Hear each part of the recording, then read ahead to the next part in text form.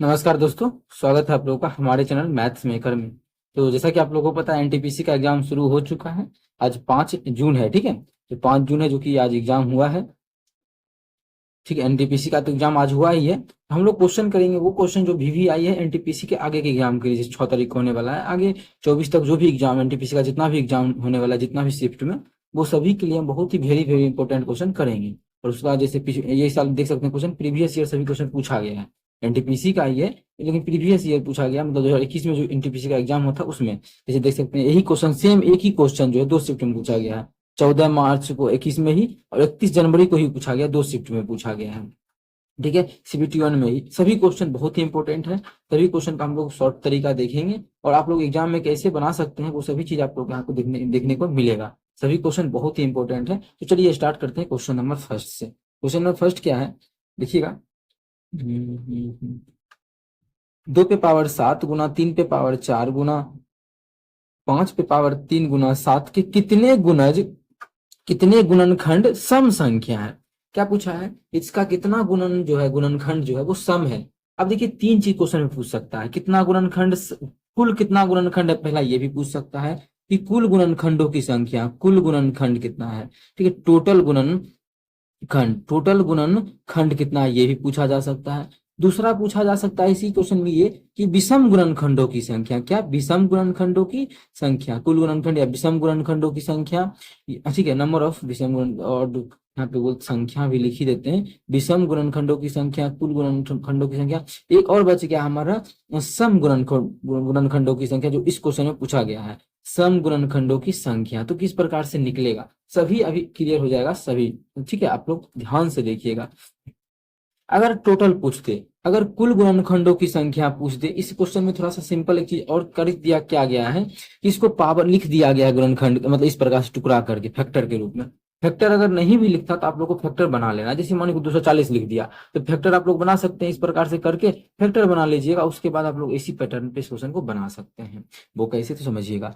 कुल गुणनखंड अगर निकालने बोले क्वेश्चन में, कुल गुणनखंडों की संख्या, तो जो भी दिया हुआ ये सभी अभाज्य संख्या होगा, ठीक है। जिसमें ये जो है पावर, जितना का भी पावर है वो संख्या जो है अभाज्य होगा। पावर का नहीं बात करें, जिस पे पावर है उसका बात करें, वो अभाज्य होगा। नहीं है तो उसको आप लोग अभाज्य बनाइए। जैसे मान लीजिए 4 रहता, यहाँ पे 4, तो इसको हम बनाते 2 गुना 2, तो 2 पे पावर फिर हम उस पर लिख के इसको करते। बात समझ में यहाँ तक आ गया होगा। अब कुल गुणनखंडों की संख्या जैसे ही पूछा तो आप लोग को सभी का पावर 1 बढ़ा देना है। जैसे इसका पावर कितना है, 7 है, तो यहाँ पे करना है 8 गुना, ठीक है। अगर यहाँ पे 3 है तो 3 है, 3 पे पावर कितना है, 4 है, तो 4 में 1 बढ़ा देंगे कितना हो जाएगा, 5 हो जाएगा गुना। यहाँ पे कितना है, पावर 3 है, तो 1 बढ़ा देंगे तो पावर कितना हो जाएगा, 4 गुना। यहाँ पे पावर 1 है, 7 पावर 1 है, तो 1 है तो 1 बढ़ा देंगे तो 2 हो जाएगा। कितना हो जाएगा, यहाँ पे 2 हो जाएगा, ठीक है। तो ये जो निकल गया, ये निकल गया कुल गुणनखंडों की संख्या। लेकिन क्वेश्चन में कुछ भी पूछ सकता है तीनों में से, वो चीज आप लोग को ध्यान में रखना है। इसमें जैसे कुल गुणनखंडों की संख्या पूछा तो इतना हमारा आंसर हो जाएगा, ठीक है। लेकिन चलते हैं अब आगे। इसको गुना कर लीजिएगा आप लोग, गुना करना तो आसान है, गुना कर ही दे हम ही।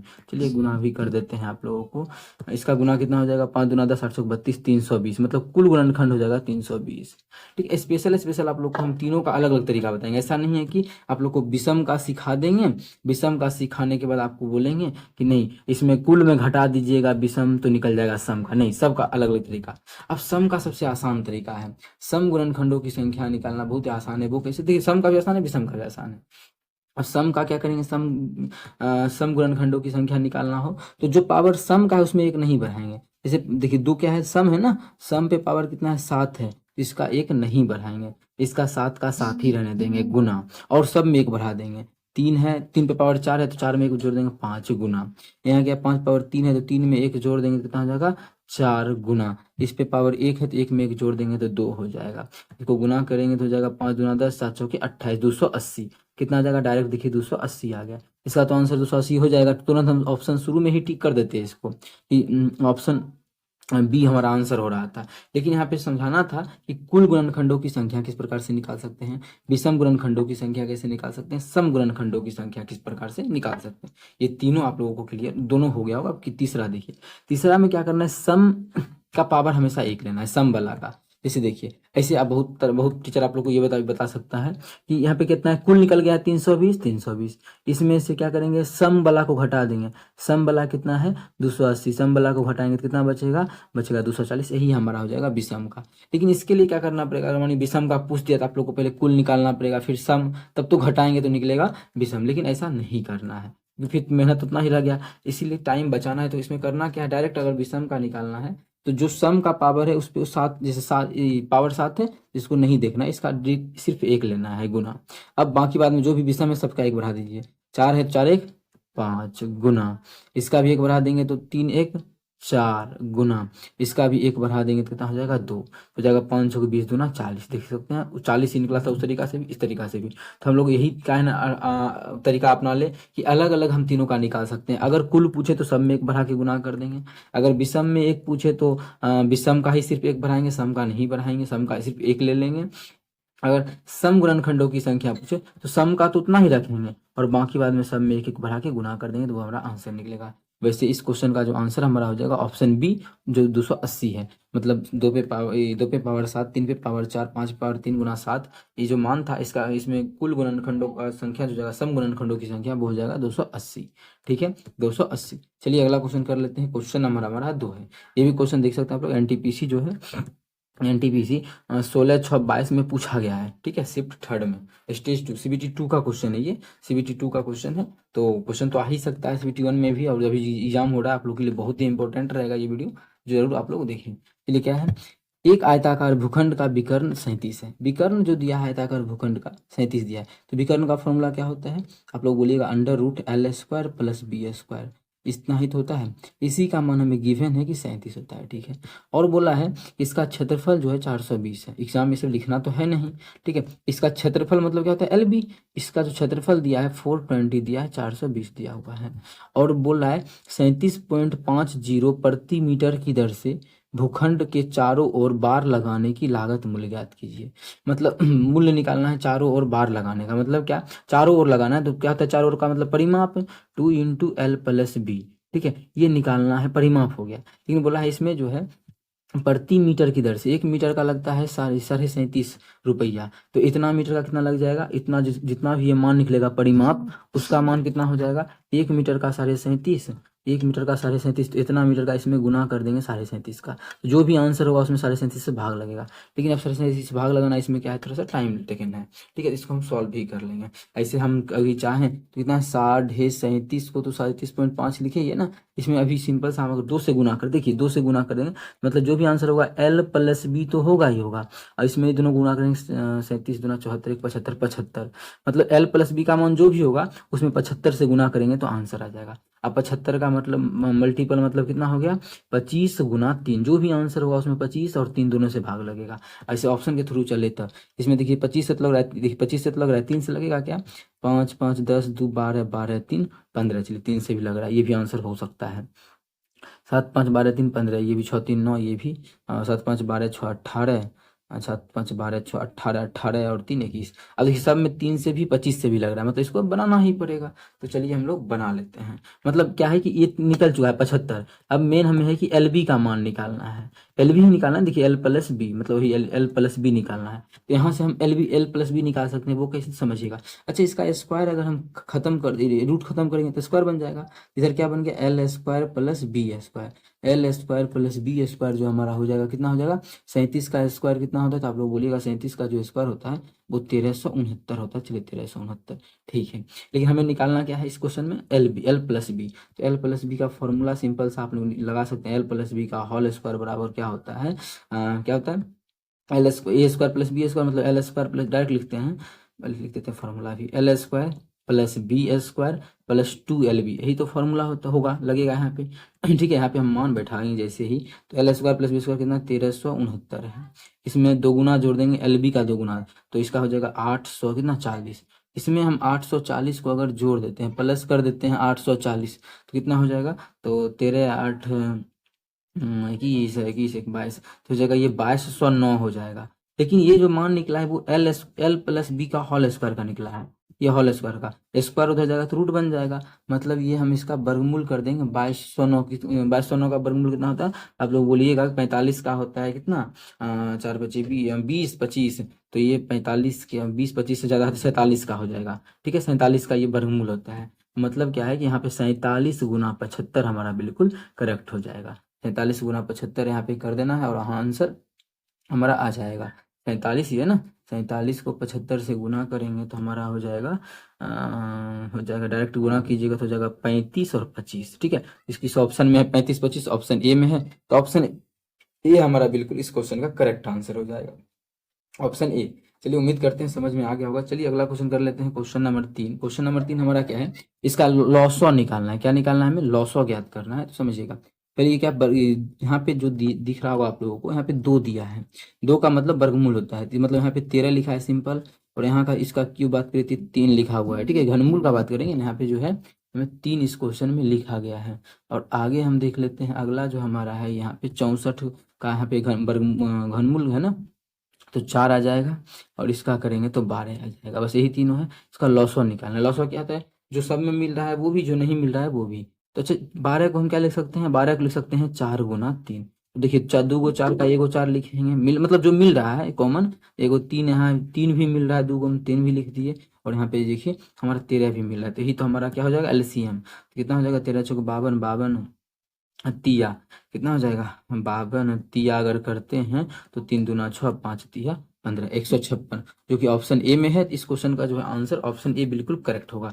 ये भी क्वेश्चन एनटीपीसी में पूछा गया है, पिछले प्रीवियस ईयर क्वेश्चन में, ठीक है, पहला स्टेज में, ठीक है। तो कहीं भी दिक्कत होता है किसी भी क्वेश्चन में तो जरूर कमेंट करके पूछे। ये आपका अपना चैनल है, बहुत दिनों से जो गायब थे, लेकिन आप लोगों का एग्जाम शुरू जैसे ही आज हुआ तो आप लोगों को हम मोस्ट सिलेक्टेड क्वेश्चन आप लोगों को हम करवा रहे हैं।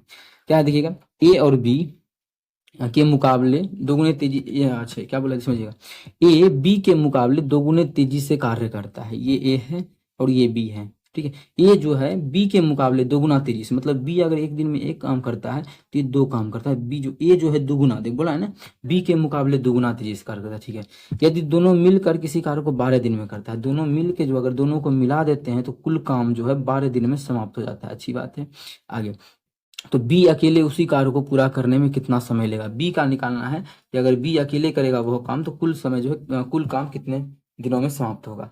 और ध्यान रहे यह जो है एनटीपीसी पूछा गया क्वेश्चन 21 में ही पूछा गया, 2021 में, मतलब पिछला जो एग्जाम हुआ था उसी में पूछा गया है। अब कैसे बनेगा, अच्छा कुल काम कितना दिन में खत्म होता है, 12 दिन में। अगर बात करें तो ये एक दिन में कितना काम करता है, 2, तो ये एक दिन में कितना काम करता है, 1, तो दोनों मिल के एक दिन में कितना काम करेगा, 3। एक दिन में 3 काम करता है। अब ये जो क्वेश्चन में बोला है कि 12 दिन में खत्म होता है, 12 दिन में खत्म होता है, तो कुल काम होगा कितना, 36 काम होगा। तभी तो माने एक दिन में 3 काम कर रहा है, 2 काम ये कर रहा है, 1 काम ये कर रहा है, और कुल काम जो है 12 दिन में खत्म होता है, कुल काम 36 रहा होगा, कुल काम 36 था, ठीक है। अब जो है क्वेश्चन में बोला है कि बी कितना दिन में करेगा, तो बी एक दिन में कितना काम करना है, देखिए बी जो बी का दिया हुआ है, बी जो है एक दिन में 1 काम करता है, तो भाग कर देंगे 36 काम को 36 दिन में करेगा, तो इस क्वेश्चन का जो आंसर हो जाएगा वो हमारा 36 बिल्कुल करेक्ट आंसर हो जाएगा, जो कि ऑप्शन सी में है। तो ऑप्शन सी हमारा इस क्वेश्चन का बिल्कुल करेक्ट होगा। कहीं भी दिक्कत हो तो पूछिए, बेहतरीन क्वेश्चन है, और शिफ्ट 2 में STCBT 1 का ही क्वेश्चन है एनटीपीसी का। आप लोग ऐसा इस टाइप का क्वेश्चन और भी कर सकते हैं, मेरे चैनल पे पीछे भी अपलोड हो जो भी होता था वो देख लीजिए, और आज से जो कंटिन्यू रहेगा आप लोगों को एक वीडियो तो डेली मिलेगा ही सामने एनटीपीसी का, वो भी आप लोग कर सकते हैं, ठीक है। और आप लोग इतना मॉक टेस्ट एग्जाम है तो मॉक टेस्ट भी सब चीज़ दे ही रहे होंगे, तो उसमें भी आप लोग कंपेयर कर सकते हैं। बहुत ही अच्छा लेवल का क्वेश्चन आप लोगों के लिए हम लेके आए हुए हैं।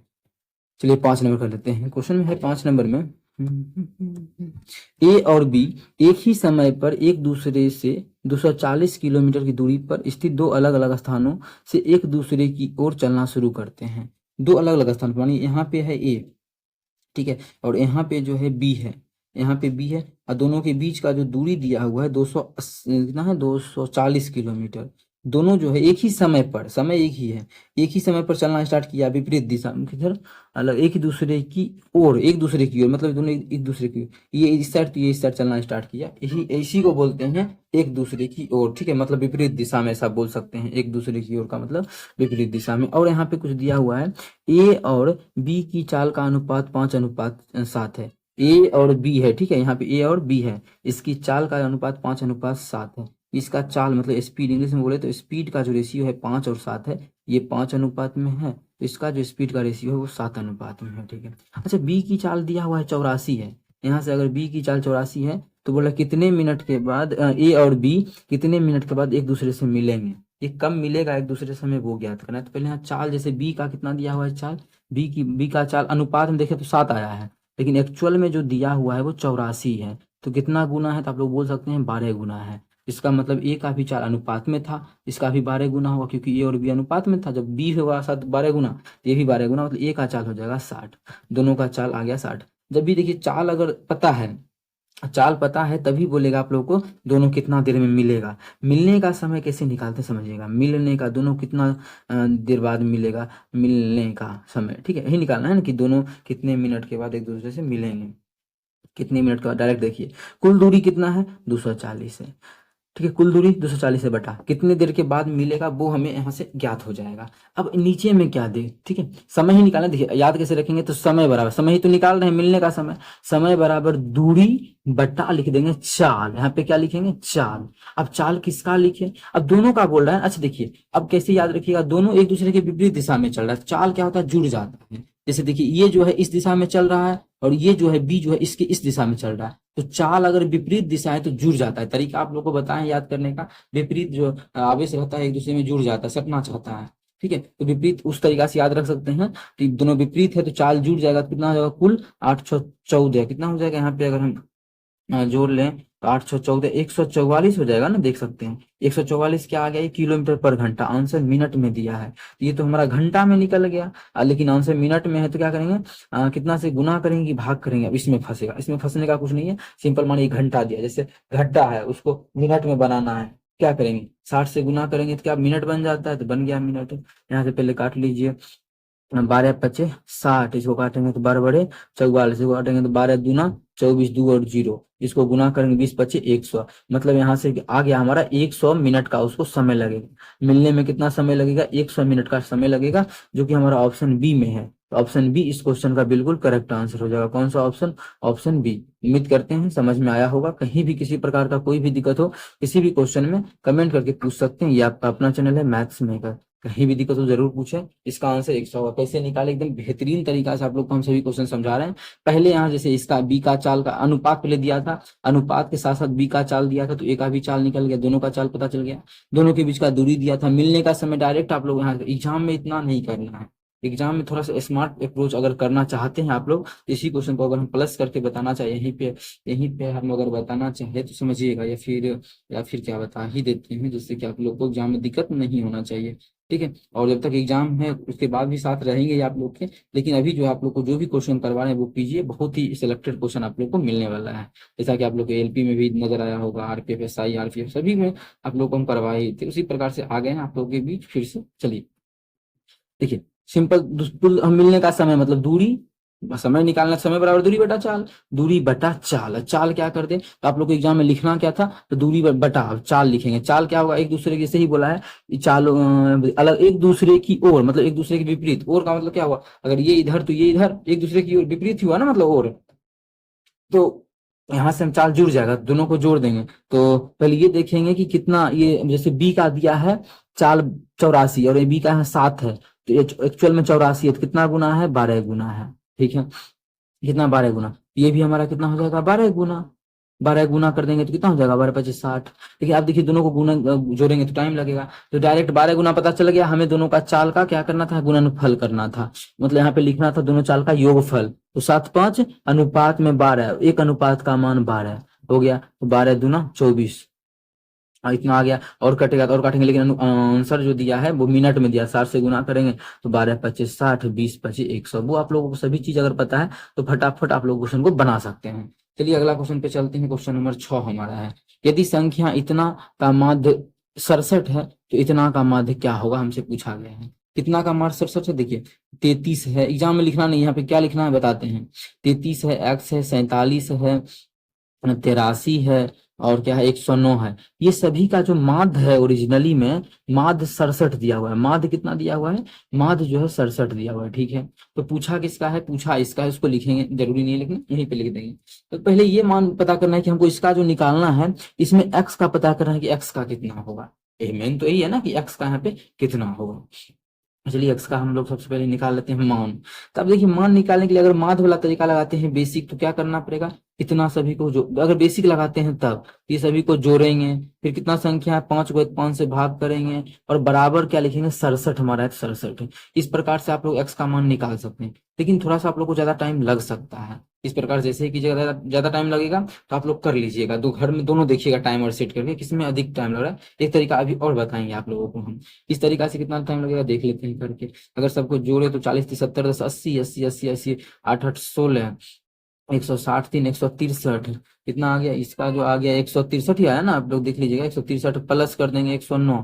109 जैसे ही प्लस करेंगे तो 163 9 172 72 272 कितना आ गया? 272 आ गया प्लस एक्स। कितना टाइम लग रहा है? बराबर 5 से उधर करेंगे 67 पचे 7 पचे 35 के 5 बाकी 3 6 पचे 30 3 33 कितना आया? अब एक्स का मान यहाँ से घटा के निकालेंगे तो इसमें हम माइनस कर देंगे 335, तब जाके हमारा 63 निकलेगा। ठीक है, एक तरीका दूसरा बताएंगे, उसी बनाना है। अब यहाँ पे इस मान को 63 रख लीजिए और सभी को जोड़ के माध्य निकालना है। क्या संख्या है? 1 2 3 4 5 5 संख्या है ना। इसका मतलब हमें ये सभी को यहाँ पे 63 रखेंगे, ये सभी को जोड़ लेना है। जोड़ के हम क्या करेंगे? 5 से भाग करेंगे, वही मेरा आंसर होगा। जोड़ तो सकते हैं, 5 से भाग भी कर लीजिएगा। इसे क्या जोड़ दें? मेन है यहाँ पे 63 निकालना, उसके बाद जोड़ जोड़ लेना। ठीक है, जोड़ने में भी तरीका आप हाँ, लगा देंगे। जैसे अभी 63 आ चुका है, फिर हमें किसका मान निकालना है? 60 है भाई, 50 था, इतना था, 100 है, 126 है और हमारा एक्स है। इसका माध्य निकालना है। ये सभी का माध्य एक्स का तो मान आ चुका है हमारा, कितना आ चुका है? 63 आ चुका है।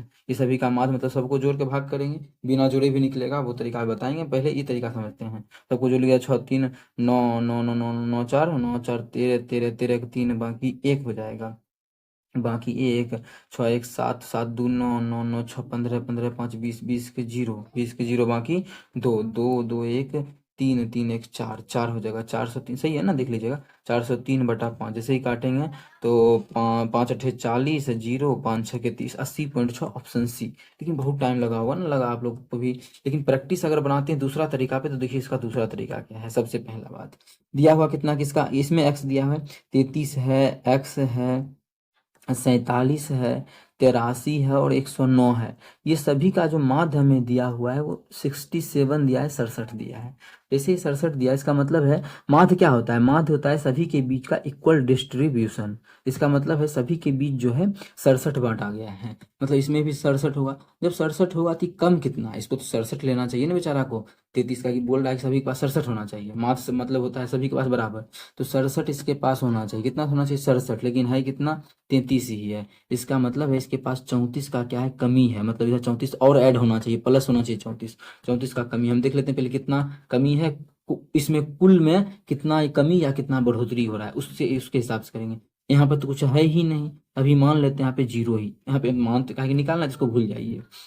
इसमें कितना है? तो इसमें भी कमी ही दिख रहा है ना। इसमें भी हम देख लेते हैं, अगर करें तो 20 का कमी दिख रहा है ना। इसमें कितना? 20 का कमी है। ठीक है, अगर हम बात करें तो यहाँ पे अधिक है ना, 83 अधिक है। कितना अधिक है? 83। जैसे यहाँ 83 देखेंगे 67 3 70 13 3 16, मतलब इसमें क्या है? 13 अधिक है। इसमें क्या है? 13 अधिक है, यहाँ पे 67 ही लेना चाहिए, मतलब 13 कम लेना चाहिए इसको। और यहाँ की बात करें तो यहाँ पे कितना हो जाएगा हमारा? 100 जैसे ही 9 है तो 67 3 33 33 9 42, मतलब यहाँ पे क्या है? 42 अधिक है। 42 अधिक है। अच्छा, ओवरऑल अधिक और कम ये सभी को जोड़ के हम पता कर सकते हैं। देखिए फटाफट करना है ये सभी आप लोगों को। कैसे? अब देखिए यहाँ से अगर देखें हम, ये 34 और ये खत्म करेंगे तो प्लस में कितना बच जाएगा? 34 6 2 8 बचेगा। 13 और 8 21 करेंगे। 21 करेंगे तो हमारा कितना बच जाएगा ये? हाँ अच्छा, 1 मिनट, ये सही चीज सही है ना? 1 मिनट 42 लिखे हैं, ये 34 होगा। 34 30 30 60 3 67 4 7 67, ठीक है 34 कम था। ओवरऑल अगर देखें ये 16, यहाँ पे 13 कैसे हो गया यार? ये 16, यहाँ पे 16 हम बोल रहे थे, ठीक है लिख दिए थे। यहाँ पे हम कितना बोले थे आप लोगों को? 16 बोले थे, 16 अधिक है। अगर हम देखें तो इस दोनों का बात करें कितना हो जाएगा, ये दोनों मिलके एक प्लस माइनस है तो मिलके हो जाएगा, प्लस में बचेगा हमारा 34 6 40 8 बच जाएगा। और इन दोनों का प्लस करेंगे तो माइनस में हमारा बच जाएगा 12, और ई दोनों का करेंगे तो बच जाएगा प्लस में बच जाएगा 4। मतलब इधर की बात करें तो इधर ओवरऑल क्या है, +4 अधिक है। मतलब ये जो मान का तो पता नहीं है, इस मान में क्या करेंगे, हमको बैलेंस करना है, सभी के पास कितना पहुंचाना है, 67 तो ये देखा गया तो इस पूरे में कितना था, 4 अधिक था। तो बैलेंस करने के लिए जो बेचारा बचा हुआ इसमें 4 घटा देंगे, एक्स का मान 63 निकल गया। प्रैक्टिस ये सभी इंक्रीज हो जाएगा, तो एक्स का जो मान है 63 आ गया। यही तो बोल रहे थे आप लोग को, उस तरीका से भी एक्स का मान 63 निकला, इससे भी एक्स का मान कितना निकल गया, 63। जैसे एक्स का मान 63 निकला, इस मान को हम रख देंगे, इसमें आंसर आ जाएगा। अब देखिए इसको लिखने का जरूरी नहीं है, या फिर चलिए यहाँ पे लिख के हम समझाना तो है तो लिखना तो पड़ेगा हमें किसका, इस सभी को जोड़ना है, जवानी भी जोड़ सकते हैं, छोटा सा तो मान ही है, 63। अब याद है यहाँ पे फिर क्या है, एक्स, इस सभी का माध्य निकालना है तो 63। अब देखिए ये सभी का माध्य निकालना है तो इसका एक तरीका है, जो मन करे वो मान लीजिए, लेकिन अब फिर इसमें देंगे, जैसे यहाँ पे जो मन किया था वो यहाँ पे दिया हुआ था 67, तो जो मन करेगा वो भी मान लेंगे, उस तरीका से भी बन जाएगा। लेकिन जोड़ना है पे आसान लग रहा है तो जोड़ देंगे, 6 3 9 9 4 13 13 3 बाकी 1 6 1 7 2 9 9 9 9 9 6 15 15 5 20 के 0 20 के 0 बाकी 2 2 2 4 403 5 को संख्या भाग करेंगे तो आ जाएगा हमारा 80.6। कितना आ जाएगा, 80.6, जो कि ऑप्शन नंबर सी में है। तो इस तरीका से भी आप लोग क्वेश्चन को बना सकते हैं। ठीक है, कहीं भी दिक्कत हो तो पूछिए, वीडियो रिकॉर्ड हो रहा है ना हमारा।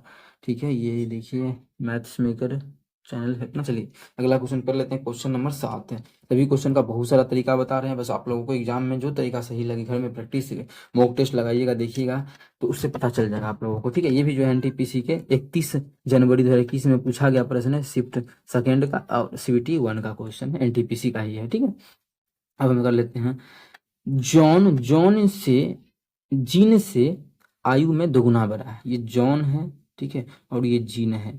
जी क्या बोला है कि जीन से दोगुना बढ़ा है, जीन से मतलब जीन जीन का अगर 1 है तो इसका मान 2 है, 2 साल या 2 अनुपात में 2 बोल सकते हैं।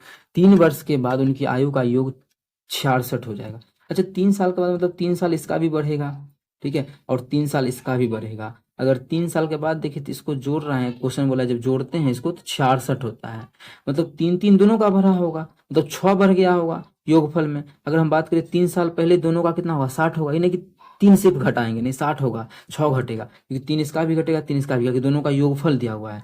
ठीक है, 60 होगा। हमसे कुछ क्वेश्चन में पूछा है जीन और जॉन की आयु क्रमशः कितना होगा, जीन और जॉन का आयु। पहला ऑप्शन से भी क्वेश्चन को टेकल कर सकते थे, ऑप्शन से भी। ठीक है, पहला मैं आप देख ही लेते हैं।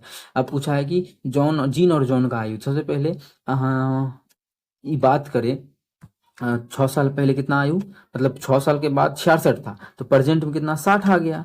अब अनुपात में देखिए 2:3 अनुपात, मतलब कुल जो योगफल है 3 अनुपात में है, और एक्चुअल में कितना आया है, 60 आया है, मतलब कितना आया है, 1 अनुपात का मान 15 आया है। तो प्रेजेंट में इसका आयु जो होगा 15 दूना 30 हो जाएगा, 15 दूना कितना हो जाएगा 30 हो जाएगा, और इसका जो हो जाएगा वो 15 हो जाएगा, 15 होगा ना, 15 हो जाएगा। 2 गुना बड़ा है। ठीक है, 3 वर्ष बाद उनकी आयु का योग इतना हो जाएगा। जो वर्तमान आयु ज्ञात कीजिए, वर्तमान आयु 15, ऑप्शन ही नहीं है। अच्छा कुछ गलती तो नहीं की है, 1:20 दिया 60, अरे यार यहाँ 3 से काटेंगे तो 15 नहीं आएगा, 20 आएगा। ठीक है, 20 आएगा, 3 दूना 6 20 आएगा, तो 20 दूना ये कितना हो जाएगा, यहाँ पे अगर बात करें तो 20 दूना 40 हो जाएगा, और यहाँ बात करें तो 20 कहाँ 20, 40 और 20 इस क्वेश्चन का बिल्कुल करेक्ट आंसर होगा ऑप्शन बी। आप लिखा 20 और 40 क्यों है, क्योंकि क्वेश्चन में बोला है पहले जीन का आयु, तो जीन का आयु पहले देखिए तो पहले जीन का 1 अनुपात में है, जॉन का 2 अनुपात में है, तो 1 और 2 हमारा हो जाएगा। अगर कोई विद्यार्थी इस क्वेश्चन को ऑप्शन के थ्रू करना चाहता था, अगर करना चाहता है तो ऑप्शन के थ्रू अगर इस क्वेश्चन को टेकल करे तो देखिए किस प्रकार से हम ऑप्शन के थ्रू बना सकते हैं। कितना जॉन है और कौन है, जॉन है और जीन है। ठीक है, जॉन है और जीन है। 2 गुना बड़ा है कौन, जीन से, जीन अगर 1 है तो ये 2 है। सबसे पहला बात क्वेश्चन में पूछा किससे है, जीन का और जॉन का, मतलब जीन छोटा होगा, जॉन क्या होगा, बड़ा होगा। मतलब बाद में पूछा है जॉन का, मतलब बाद वाला ऑप्शन बड़ा होना चाहिए। ये हो सकता है, ये हो सकता है, ये नहीं होगा क्योंकि बाद वाला छोटा है। ये क्या बड़ा है, बाद वाला क्या होना चाहिए, बड़ा होना चाहिए। ये भी हो सकता है, यहाँ नहीं देखना है, क्वेश्चन देखना है कि जीन का पहले जॉन, बाद में जॉन का पूछा है, जॉन का क्या है, बड़ा है। ये तीनों ऑप्शन हो सकता है। अब तीनों में बोला है कि जब प्रेजेंट से बढ़ाते हैं ना, 3 वर्ष के बाद इसका योगफल का आयु का योगफल कितना पूरा जाता है 66 साल तक, 3 साल के बाद दोनों का योगफल। अच्छा प्रेजेंट में योगफल कितना है 60 है, इस ऑप्शन में देखिए तो 60 है, और 3 3 साल दोनों का बढ़ाएंगे तो 6 साल बाद 66। पहला ऑप्शन ही माने तो आंसर आ गया। दूसरा में देखिए ऐसा सेटिस्फाई नहीं होगा दोनों चीज। अगर इसमें आप लोग चेक करना चाहते हैं तो कर सकते हैं। दोनों का योगफल कितना हो जाएगा यहाँ पे 72 है, 8 4 12 4 2 6 7 72 आ गया। ठीक है, अब इसमें 3 3 साल के बाद करेंगे तो 78, तो गलत हो गया। उस प्रकार से सी भी गलत होगा, ऑप्शन एक ही हमारा करेक्ट होगा। तो ऑप्शन के थ्रू भी हम क्वेश्चन को बना सकते हैं बहुत ही आसान ढंग से, तो याद रखिए ऑप्शन के थ्रू भी हम बना सकते हैं। चलिए अगला क्वेश्चन हमारा है, एक खुदरा विक्रेता अपने सभी सामानों का का मूल्य क्रय मूल्य से 50% अधिक अंकित करता है और अंकित मूल्य पर 25% की छूट प्रदान करता है। उसे लगता है कि उसे फिर भी 25% का लाभ हुआ है। इस बिक्री पर होने वाला वास्तविक लाभ याद करना। क्वेश्चन बहुत ही अच्छा है, 1000 बात बोला है, यूज करते हैं सभी बात का तो हमारा जो क्वेश्चन का आंसर तुरंत निकल जाएगा। क्वेश्चन बहुत ही अच्छा लेवल का एनटीपीसी जो है स्टेट सीबीटी 1 का ही है। ठीक है, तो करते हैं सॉल्व। जो क्रय मूल्य से 50% अधिक अंकित करता है, तो सीपी हम यहाँ पे मान लेते हैं 100 है। तो एमपी के बाद वो एमपी का जो बात बोला है वो 50% अधिक अंकित करता है, मतलब 150 अंकित किया। कितना अंकित किया है 150 लिख दिया है। और अंकित मूल्य पर 25% का छूट देता है, तो छूट देने के बाद क्या करेगा बेचेगा, बेचता है छूट देने के बाद। कितना छूट देता है 25%। कोई चीज का दाम है 150, इसका हम छूट दे देंगे 25%, तो लेंगे कितना 75%, तो 75% ले लिए। तो 25 तिया 75, 25 चौके 100, नहीं इसको ऐसे नहीं काटते हैं, 0 से 0 तो पॉइंट में आ जाएगा ना। 5 से काटेंगे तो 5 तिया हो जाएगा 15, ही काटेंगे 5 दूना 10, तो ये हमारा कितना हो जाएगा, दोनों को गुना कर लेते हैं। तो 75 तिया 5 5 5 बाकी 11 24 222 21 22 बटा 2 कितना आ गया 225। इसमें भाग कर देंगे 2 से तो आ जाएगा 112 का आधा 112.5, मतलब विक्रय मूल्य आ गया 112.5।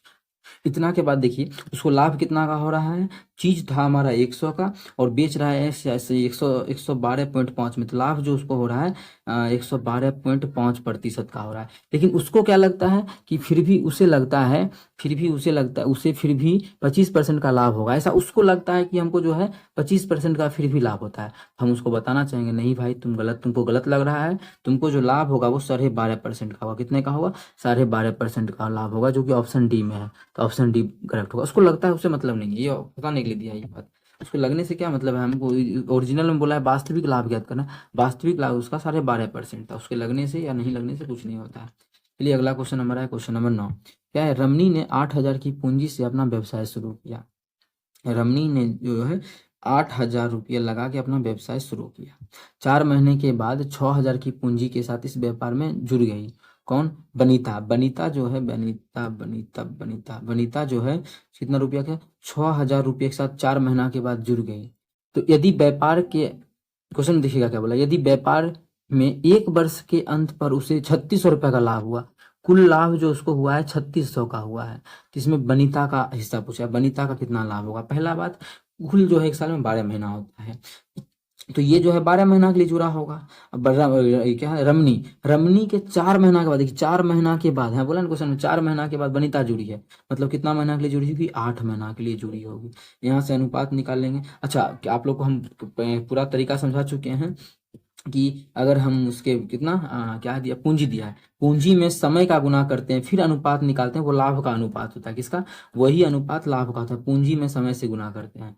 कर दिए समय से गुना, 3 जीरो से 3 जीरो खत्म हो गया, 6 से 6 दूना 12, 8 से 8 खत्म, तो आ गया 2:1। इसका मतलब है लाभ भी इसका 2:1 में ही बटाएगा। तो अनुपात कितना, कुल लाभ कितना हो जाएगा 2:1 में बटाना चाहिए। 2:1 3 का मान 3,600, यहाँ से काटेंगे तो 1 का मान आ जाएगा 4 तिया 1200। तो बनीता कितना लेगी, बनीता तो 1 अनुपात में लेगी, 1 अनुपात का तो मान आ चुका है 1200, मतलब बनीता का जो लाभ का हिस्सा होगा वो 1200 होगा। कितना होगा 1200, मतलब पूंजी में समय से गुना करेंगे तब जो अनुपात बनेगा वो लाभ का बनता है। तो लाभ 3,600 था, कुल का इक्वल करके यहाँ से हमको बनीता का 1 अनुपात का मान था, तो उसका मान निकाले तो हमारा 1200 निकला। तो बनीता का जो हिस्सा हो जाएगा वो 1200 हो जाएगा। एनटीपीसी में पूछा गया प्रश्न है ये।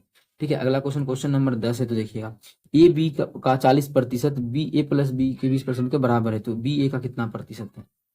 क्वेश्चन को खुद से भी निकालते। क्वेश्चन बोला ए माइनस बी, तनिक हम कर देते हैं इसका 40 ए माइनस बी का जो है 40%, ठीक है 40% या फिर प्रतिशत को हम ऐसे लिखते हैं 40% जो बोला है बराबर है किसके, ए प्लस बी के 20% के बराबर है, ये दोनों बराबर है। तो यहाँ से कटेगा 40 है, 20 दूना 40 दो आ जाएगा, गुना करेंगे तो हो जाएगा 2a माइनस 2b बराबर हो जाएगा a प्लस बी। अब a वाला को एक साथ b वाला को एक साथ करेंगे, इधर आके हो जाएगा ये a बराबर हो जाएगा 3b। तो a बटा b हमारा जो हो जाएगा a बटा b बराबर हो जाएगा 3/1। क्वेश्चन में पूछा गया है a के कितने प्रतिशत के बराबर है, a का कितना, कौन b के बारे में पूछा है, किसके बारे में, b का हिस्सा कितना है, एक है, b के बारे में पूछा है तो b का मान लिखेंगे। किससे पूछा है, ए के कितने प्रतिशत, ए का मान 3 है, और गुना प्रतिशत पूछा तो 100, ठीक है बस यही तो आंसर हो जाएगा। तो गुना करेंगे तो 100/3% ऑप्शन नंबर सी में है, ऑप्शन सी इस क्वेश्चन का बिल्कुल करेक्ट होगा। एनटीपीसी 3 मार्च 2021 में शिफ्ट फर्स्ट के स्टेज सीबीटी 1 में पूछा क्वेश्चन था। उम्मीद करते हैं सभी क्वेश्चन अच्छा लगा हो, अच्छा लगा अपने सभी दोस्तों के साथ हमारे चैनल मैथ्स मेकर को सब्सक्राइब करें ज्यादा से ज्यादा, और अपने सभी दोस्तों के साथ जो शेयर करें, सभी को बताएं कि हाँ चालू हो गया है क्लास फिर से। चलिए मिलेंगे नेक्स्ट वीडियो में, थैंक यू।